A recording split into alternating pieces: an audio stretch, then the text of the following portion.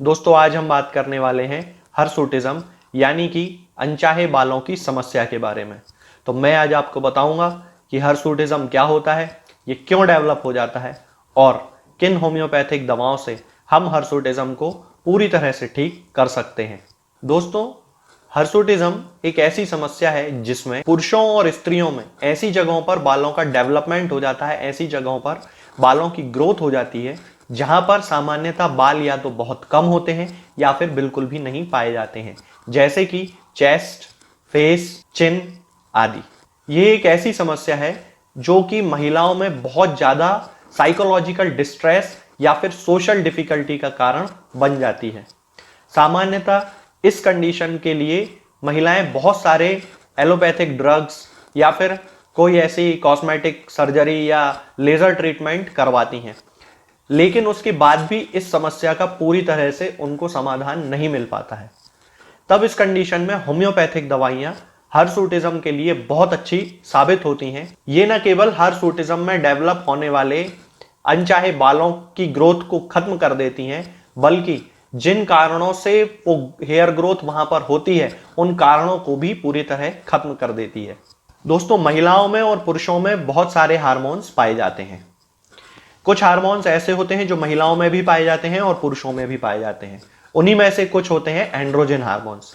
जब इन androgen hormones की मात्रा महिलाओं में या पुरुषों में सामान्य से ज्यादा हो जाती है या फिर हेयर फॉलिकल्स जो शरीर में पाए जाते हैं वो एंड्रोजन हार्मोन के लिए बहुत ज्यादा सेंसिटिव हो जाते हैं, या हम ये कह सकते हैं कि हेयर फॉलिकल्स में एंड्रोजन के लिए ओवर सेंसिटिविटी पाई जाती है, तब उस कंडीशन में हर्सुटिज्म डेवलप हो जाता है। इसके अलावा कई महिलाओं में इंसुलिन का सामान्य से ज्यादा हो जाना भी हर्सुटिज्म का कारण बनता है। इसके बाद ovarian cyst, ovarian tumour, adrenal hyperplasia, pituitary tumour, pregnancy, hyperthecosis आदि ऐसे बहुत सारे कारण हैं जिनसे शरीर में हार्मोनल इम्बैलेंस होता है और उसके कारण हर्सुटिज्म डेवलप होने लगता है। अब हम बात करते हैं इसके साइंस और सिम्टम्स के बारे में। तो इसका सबसे प्रमुख सिम्टम है चेस्ट, फेस और चिन पर अनचाहे बालों की ग्रोथ हो जाना। इसके अलावा यदि एंड्रोजन हार्मोन से रिलेटेड इम्बैलेंस बॉडी में ज्यादा होते हैं तब उस कंडीशन में और भी बहुत सारे सिम्टम्स पाए जाते हैं, जैसे कि बाल्डनेस, ब्रेस्ट साइज का कम हो जाना, मसल मास का बढ़ जाना, फीमेल्स में क्लाइटोरिस का एनलार्जमेंट। ये सारे सिम्टम्स और साइंस भी एंड्रोजन में इम्बैलेंस होने के कारण हर्सुटिज्म के साथ देखने को मिलते हैं। दोस्तों अब हम बात करते हैं हर्सुटिज्म के रिस्क फैक्टर्स के बारे में। तो इसमें सबसे प्रमुख है फैमिली हिस्ट्री। बहुत सारे ऐसे पेशेंट होते हैं जिनमें हर्सुटिज्म की या हर्सुटिज्म को डेवलप करने वाली किसी बीमारी जैसे कि एड्रीनल हाइपरप्लेसिया या पॉलीसिस्टिक ओवेरियन सिंड्रोम इसकी हिस्ट्री पाई जाती है। इसके बाद अगला रिस्क फैक्टर है ओबेसिटी। ओबेसिटी भी एंड्रोजन इम्बैलेंस का एक कारण बन जाती है और उसके कारण बॉडी में हर्सुटिज्म डेवलप हो जाता है। इसके बाद आता है एंसेस्ट्री। तो मिडिल ईस्ट और साउथ एशिया की महिलाओं में हर्सुटिज्म के केसेस सामान्य महिलाओं से ज्यादा देखने को मिलते हैं। दोस्तों अब हम बात करते हैं उन होम्योपैथिक दवाओं के बारे में जिनसे ना हम केवल हर्सुटिज्म को ठीक कर सकते हैं, बल्कि जिन कारणों से हर्सुटिज्म बॉडी में डेवलप हो जाता है उन समस्याओं को, उन कारणों को भी हम पूरी तरह से ठीक कर लेते हैं। बल्कि यदि इसको ऐसा कहें कि होम्योपैथी हर्सुटिज्म को ठीक करने के पहले उन समस्याओं को ठीक करती है जिसके कारण बॉडी में हर्सुटिज्म डेवलप होता है, और उसके बाद हर्सुटिज्म अपने आप ठीक होता चला जाता है, क्योंकि बॉडी में एंड्रोजन हार्मोन्स का लेवल जो है वो नॉर्मल होने लगता है। तो इसमें सबसे पहली मेडिसिन आती है बराइटा कार्ब। बराइटा कार्ब एक ऐसी मेडिसिन है जिसके पेशेंट्स में डॉर्फिज्म यानी कि बौनापन बहुत ज्यादा देखने को मिलता है। ये बौनापन मेंटल भी हो सकता है और फिजिकल भी हो सकता है। इसके बहुत सारे सिम्टम्स होते हैं जो महिलाओं के मेंसेस यानी कि पीरियड्स के टाइम पर देखने को मिलते हैं। इसकी जो महिलाएं होती हैं उनमें पीरियड्स केवल 1 दिन या 1.5 दिन के लिए ही होते हैं और वो भी बहुत कम मात्रा में ब्लीडिंग उनमें होती है। इसके अलावा मेंसेस यानी कि पीरियड्स आने के तुरंत पहले ल्यूकोरिया मतलब कि सफेद पानी की शिकायत होना भी बराइटा कार्ब का एक प्रमुख सिम्टम है। मेंसेस के पहले स्टमक में पेन होता है और कभी कभी मेंसेस एब्सेंट भी हो जाते हैं, यानी कि अमीनोरिया की शिकायत भी होती है। तब उस कंडीशन में यदि बॉडी में हर्सुटिज्म भी डेवलप हो रहा है, तब बराइटा कार्ब 30 पोटेंसी में 2-2 बूंद दिन में 3 बार 1 चम्मच पानी में मिलाकर लेने से बहुत आराम मिलता है। इसके बाद अगली मेडिसिन आती है दोस्तों सिमिसीफ्यूगा। इसकी जो पेशेंट होती है उसके मेंसेस यानी कि पीरियड्स इरेगुलर होते हैं, कभी वो उसकी ड्यू डेट से पहले आ जाते हैं और कभी ड्यू डेट के बाद में आते हैं। पेशेंट को डिस्मीनोरिया की शिकायत होती है यानी कि पेनफुल मेंसेस यानी कि पेनफुल पीरियड्स की शिकायत होती है। उसके साथ ही ब्रेस्ट में उसे बहुत ज्यादा पेन होता है।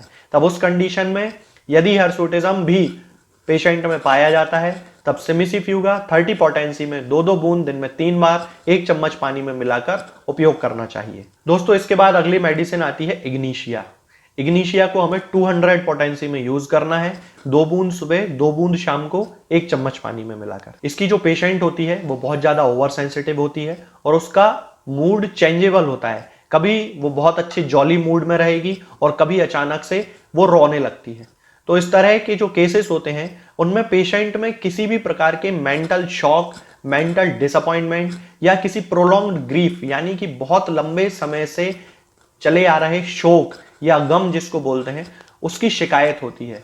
और इसके सारे सिम्टम्स पेशेंट में सामान्यतः मेंटल शॉक या मेंटल ग्रीफ के बाद ही अपीयर होते हैं। हर्सुटिज्म भी उन्हीं में से एक है। इग्निशिया की पेशेंट में सेक्सुअल फ्रिजिडिटी पाई जाती है, यानी कि किसी भी प्रकार के सेक्सुअल इंपल्स के लिए वो रिएक्ट ही नहीं करती है, या इसे दूसरे शब्दों में हम कह सकते हैं कि उसमें सेक्सुअल रिलेशन के लिए एवर्जन पाया जाता है। तब उस कंडीशन में हमें इग्निशिया 200 पोटेंसी में यूज करनी चाहिए।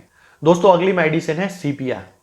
इसकी जो पेशेंट होती है वो सामान्यतः अपने परिवार की बहुत ज्यादा केयर करती है, लेकिन एक निश्चित उम्र या किसी घटना के बाद उसके अंदर कुछ मेंटल चेंजेस आने लगते हैं, जिसके कारण वो अपने परिवार के प्रति उदासीन हो जाती है। उसके मन में अपने फैमिली मेंबर्स के लिए इंडिफरेंस पैदा हो जाता है। इसकी जो पेशेंट होती है उसके मेंसेस इरेगुलर होते हैं, उसके अंदर भी सेक्सुअल एवर्जन पाया जाता है और ज्यादातर वे महिलाएं जिनकी उम्र 40 से 50 वर्ष के बीच की होती है और जिनमें मीनोपॉज आने वाला होता है, वो इस कंडीशन में सबसे ज्यादा सीपिया उन्हें सूट करती है। सीपिया की पेशेंट में बियरिंग डाउन सेंसेशन होता है क्योंकि उसमें प्रोलैप्स ऑफ यूट्रस यानी कि उसका गर्भाशय नीचे खिसक जाता है।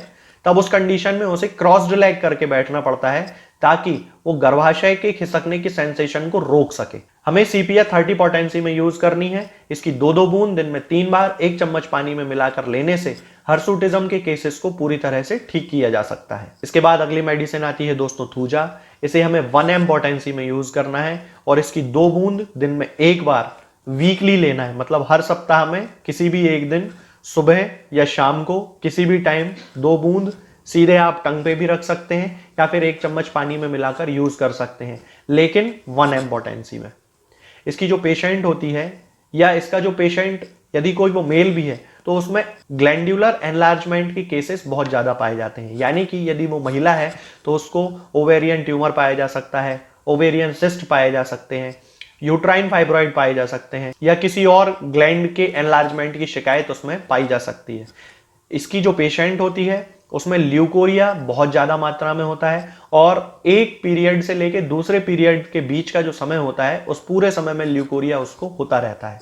तब हमें थूजा उपयोग करना चाहिए। इसके बाद अगली मेडिसिन आती है दोस्तों ओलियम जैकोरिस। ये हर्सुटिज्म के केसेस के लिए एक बहुत ज्यादा स्पेसिफिक मेडिसिन है। इसे हमें 3x पोटेंसी में यूज करना चाहिए। इसकी 4-4 टैबलेट्स दिन में 3 बार सुबह दोपहर शाम उपयोग करना चाहिए। दोस्तों अब मैं आपको बताता हूं एक ऐसा कॉम्बिनेशन जिसका उपयोग जब हम पेशेंट की कॉन्स्टिट्यूशनल मेडिसिन यानी कि जो भी मेडिसिन मैंने अभी आपको बताई हैं, बराइटा कार्ब, सीपिया, नेट्राम्यूर, जब हम उनके सिम्टम्स से मैच करने वाली मेडिसिन के साथ इस कॉम्बिनेशन का उपयोग करते हैं, तब हर्सुटिज्म को पूरी तरह से ठीक किया जा सकता है।